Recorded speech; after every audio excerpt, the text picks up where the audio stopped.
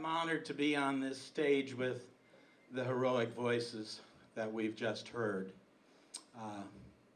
In fact, I'm kind of sobered right now after listening to Mardell. Tim Reside is my name, and I'm an ordained minister. I'm probably the oldest guy up here tonight. I'm 65 years old. I have been living with bipolar disorder for 36 years. I have a bipolar 1 with psychotic features diagnosis. I've had more than a few episodes with psychosis, so I relate to my schizophrenic friends, and we sit and kind of share similar stories sometimes. I'm the president of a group in Tulsa called Bright Tomorrows. 15 years ago, I stepped out of my church work because I was concerned about the realization that there were people in need as I had been in need, and we wanted to be there for people. So we facilitate support groups, do educational work that bring ministers together with their clinical counterparts to talk about the issues in their church, and we go out and tell our story and that type of thing. It began for me when I was 29 years of age. I was in the middle of the vocational choice that I had made for myself to be a minister. My wife, who's here tonight, of 45 years, at that time we'd been married 7. We had 2 little ones. For 4 years we had been parents.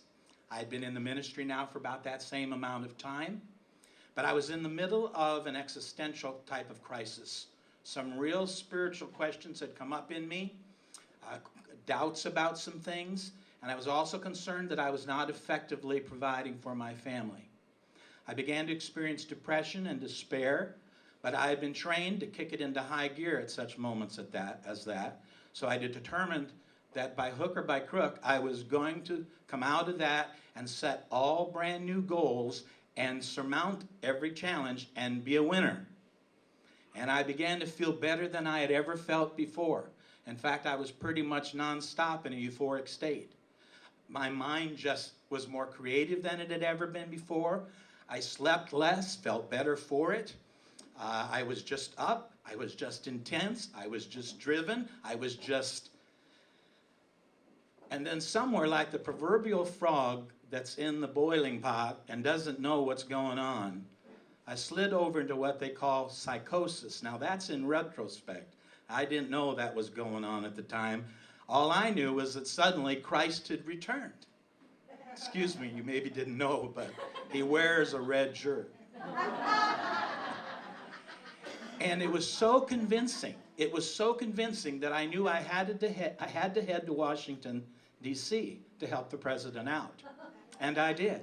I got on the plane, and I headed there, and I was outside the White House, knowing that everything had been prepared for me, and that President Jimmy Carter was looking forward to the visit. The comical part to the story is it was Easter time. The president was out of town, and the Easter bunny was there rolling eggs with the children on the front lawn of the White House, actually the backyard of the White House. I was brought back to Tulsa within a couple of days, ended up in the psychiatric unit. I was in a schizophrenic episode state. I was put on Haldol and Thorazine. That was 1979. I was a major mess, and they crashed me from up there to way down here. The next 2 or 3 years were hell on earth for me. Eventually, I leveled out, went off medication, because we did not understand that I was dealing with a persistent challenge, a chronic challenge. It would surface again in 1988 and leave me today with a rapid cycling type of bipolar disorder, which means I have to work at this on a daily basis. I have had to learn how to deal with humiliations, shame, how to shake that off, how to distinguish between false guilt and real guilt.